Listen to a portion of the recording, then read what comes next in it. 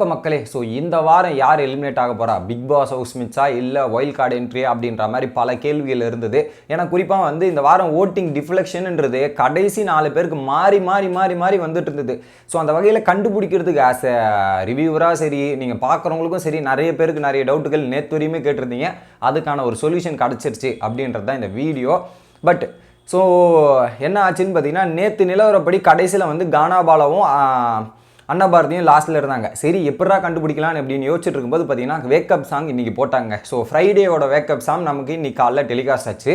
ஆத்தங்கரை ஓரத்தில் அப்படின்ற மாதிரி ஜீவாவோட பாட்டு. சரி அந்த பாட்டு யார் பாடினதுன்னு போய் செக் பண்ணும்போது நம்ம பிக் பாஸ் கண்டஸ்டன்ஸ் கானாபாலாவோட பாட்டு டேரெக்டாக போட்டிருக்காங்க. அப்போ கானாபாலா எலிமினேட்டா அப்படின்ற மாதிரி பல பேர் டேரெக்டாக.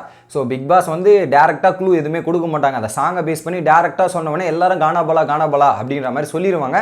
ஸோ அதே நம்ம அதை செக் பண்ணி பார்க்கலாமே, ஓட்டிங் வைஸ் போகலாமே அப்படின்னு நான் போனேன். போய் செக் பண்ணி பார்க்கும்போது பார்த்தீங்கன்னா நேற்று நைட்டு 12 மணி கரெக்டாக செக் பண்ணும்போது அன்அஃபிஷியல் ஓட்டிங்கில் கானாபாலா தான் கடைசி இடத்தில் உள்ளார் அப்படின்றது எனக்கு தெரிஞ்சுது.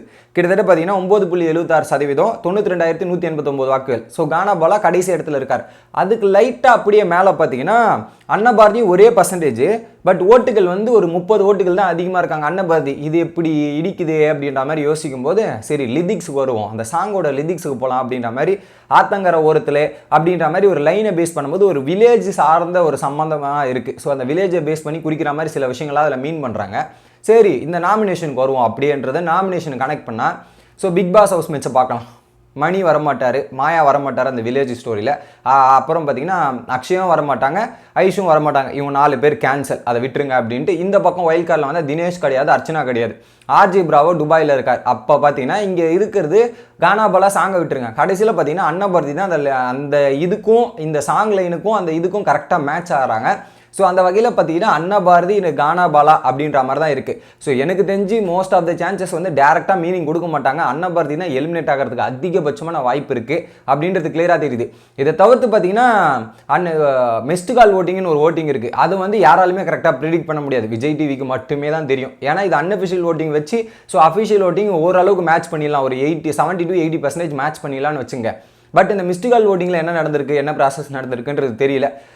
ஸோ இந்த வாரத்தை ஓவராலாக கம்பேர் பண்ணிங்கன்னா கானாபாலாவா இல்லை அன்னபாரதியா அப்படின்ற கம்பேரிஷன் போனாலுமே அன்னபாரதி வீக்காக தான் இருக்காங்க. கானாபாலா பாட்டு வந்து நமக்கு எபிசோட்லேயே வந்திருக்கு, ப்ரோமோலாம் வந்திருக்கு, அந்தளவுக்கு ஒரு இது கொடுத்துருக்காங்க. பட் அதை தவிர்த்து அன்னபாரதியோட இது வந்து லைவில் கூட அந்தளவு ஆக்டிவ்னஸ் தெரில. நிறைய இடத்துல கானாபாலா ஸ்கோர் பண்ணியிருக்காரு, பட் அன்னபாரதி எந்த இடத்துலையுமே ஸ்கோர் பண்ணல. ஸோ அவங்க இருக்கிறத விட வெளியே போகிறது நல்லது அப்படின்ற மாதிரி தெரியுது. பட் சில பேருக்கு இந்த கேள்வி வரலாம், என்னங்க இது வைல்ட் கார்டுக்கு ஒரு வாரமாவது அவங்களுக்கு கொடுக்கணும்லங்க அப்படின்ற மாதிரி கேள்வி வரலாம்.